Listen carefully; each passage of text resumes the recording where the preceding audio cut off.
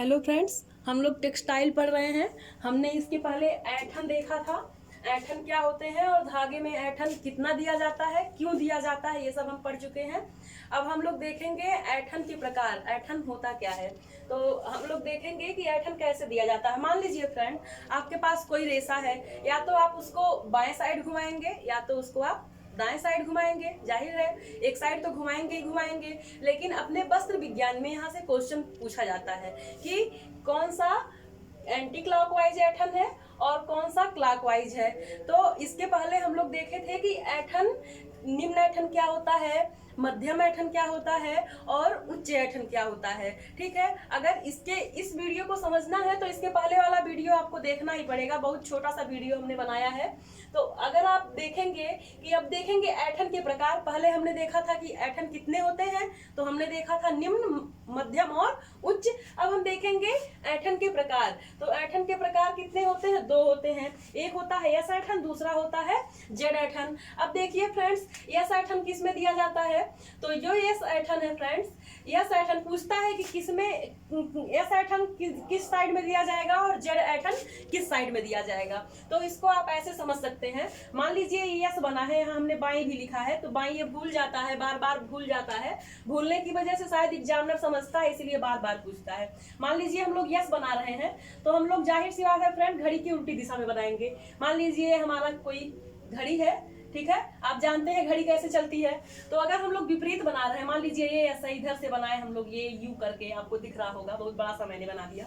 अगर इस तरह से बनाए हम लोग, तो आपको समझ में आ रहा है कि ये एंटी क्लॉकवाइज चल रहा है। एंटी क्लॉकवाइज बाएं दिशा में हो जाएगा। अगर एक समझ में आ गया तो दूसरा भी आपको समझ में आ ही गया होगा। इसी तरह अगर हम क्लॉकवाइज की बात करें, मान लीजिए ये हमारी घड़ी है, ठीक है, तो घड़ी की दिशा में चलेगी। मान लीजिए जेड हम लोग इस तरह से बनाते हैं, तो मान लीजिए ये वाला, ये जब देखिए ना, ये यहाँ से, तो ये हमारा क्लॉकवाइज हो गया। आपको समझ में आ गया होगा।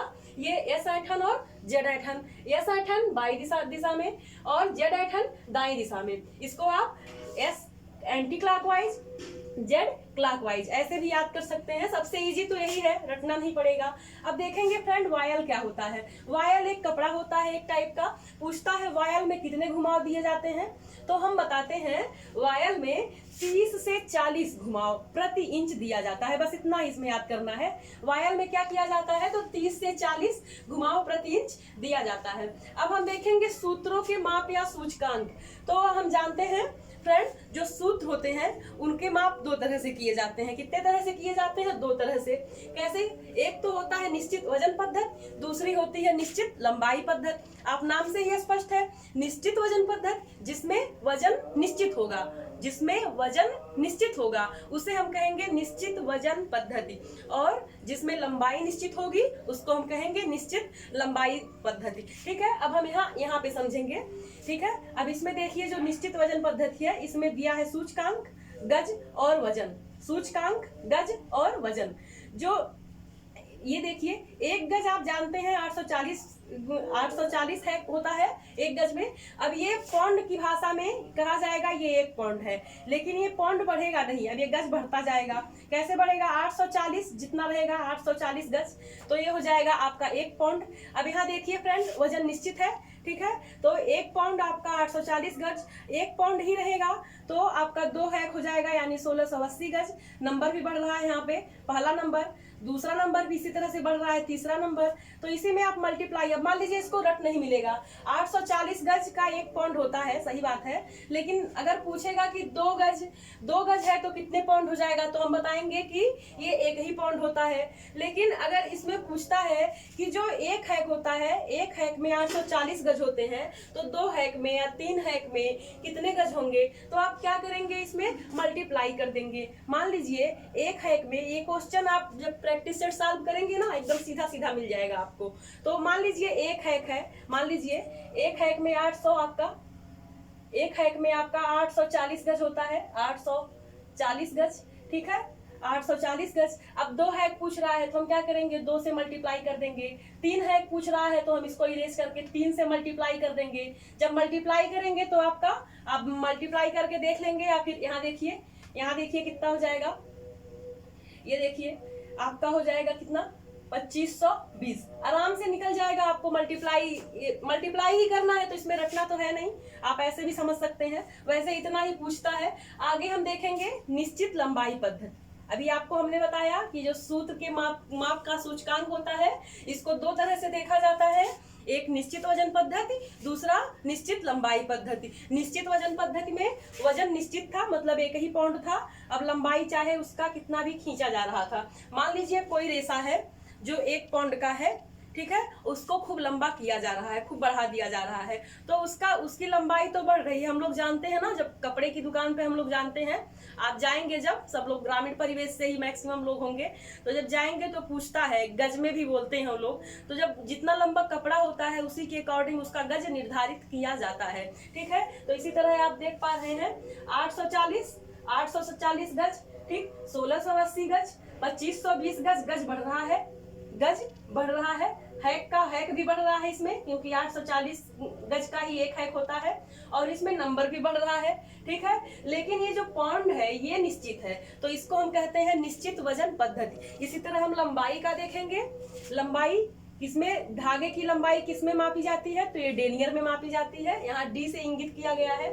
एक डेनियर में 9000 मीटर होता है फ्रेंड्स, एक डेनियर में 9000 मीटर होता है। लेकिन डेनियर को हम जो है, जो डेनियर होता है इसका यूनिट ही होता है 9000। तो आप चाहे जितना डेनियर ले लेंगे, जितना भी डेनियर ले लेंगे, वहां तो आप 9000 ही लिखेंगे ना, क्योंकि एक डेनियर में आपका 9000 ही होता है। 9000 मीटर यहाँ लंबाई निश्चित है, लेकिन ये ग्राम यहाँ पे बढ़ रहा है। देखिए 2 ग्राम 3 ग्राम, ठीक है, इस तरह से ये बढ़ रहा है। आपको समझ में आ गया होगा। आगे देखेंगे टैक्स प्रणाली। टैक्स प्रणाली क्या है, तो एक टैक्स में आपका 1000 मीटर, इसी तरह 2 टैक्स में 2000 मीटर, 3 टैक्स में हो जाएगा आपका 3000 मीटर, 3 टैक्स में। अब इसी तरह अगर पाउंड की बात करें तो 1 पाउंड में कितना हो जाएगा, 860 गज।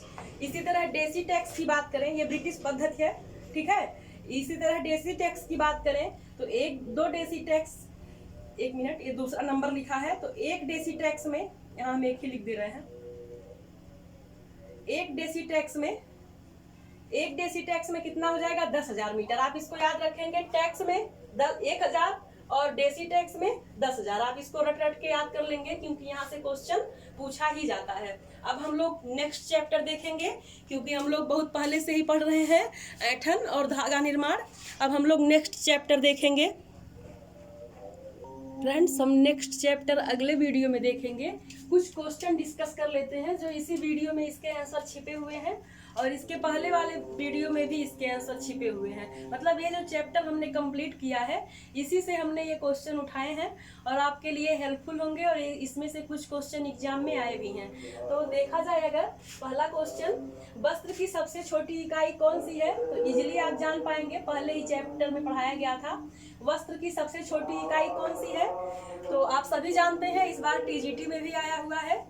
अब इसकी इकाई कौन सी होगी, तो तंतु या रेशा होगी। तो इसको हम क्या कह देंगे, इसको हम फाइबर बोलते हैं, इसको रेशा बोल सकते हैं, धागा नहीं, रेशा या तंतु बोल सकते हैं इसको।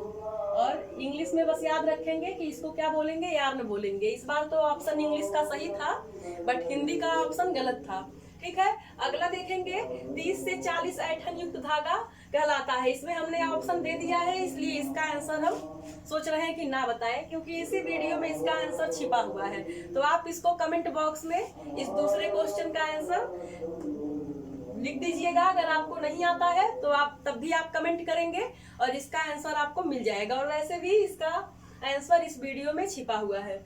अगला है, यस ऐंठन में पोनियों को घड़ी की किस दिशा में घुमाते हैं, ठीक है फ्रेंड्स। यस ऐंठन में पोनियों को घड़ी की किस दिशा में घुमाते हैं। देखिए फ्रेंड, अभी हम लोगों ने पढ़ा है यस ऐंठन और जेड ऐंठन, ठीक है। जेड ऐंठन को किधर घुमाएंगे और यस ऐंठन को किधर घुमाएंगे। देखिए यहाँ क्वेश्चन भी आपको देखने को मिल जा रहा है।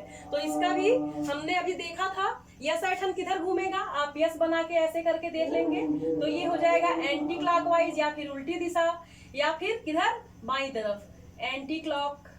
ये तीनों शब्द ही आप याद रखेंगे, ठीक है। एंटी क्लॉक, बाईं ओर, या फिर उल्टी दिशा, ठीक है। एंटी क्लॉक से आप समझ ही पा रहे हैं कि उल्टा होता है, ठीक। आगे देखेंगे, इसका आंसर ये हो जाएगा, ठीक है। अगला है, एक टैक्स बराबर किसके होता है।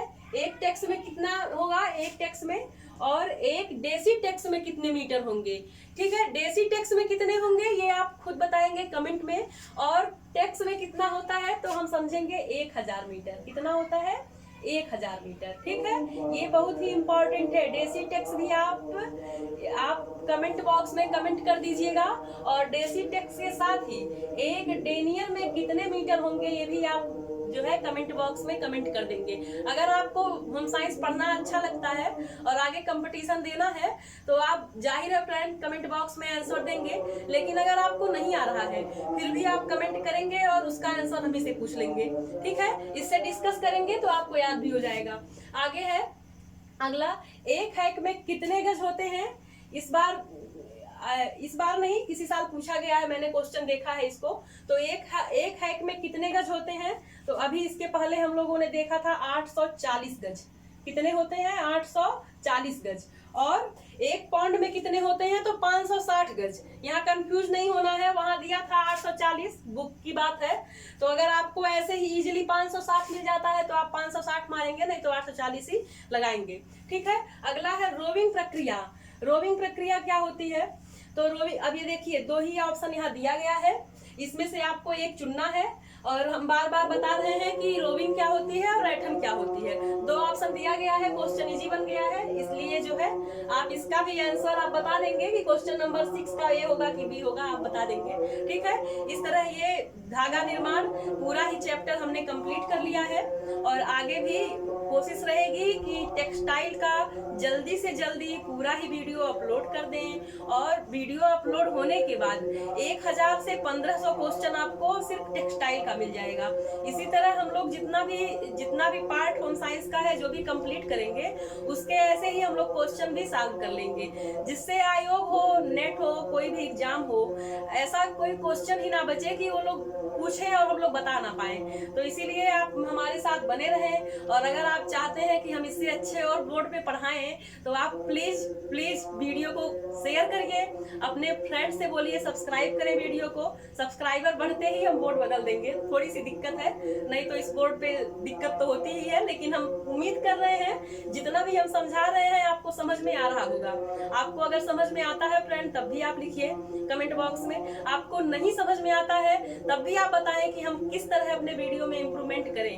Thank you for watching.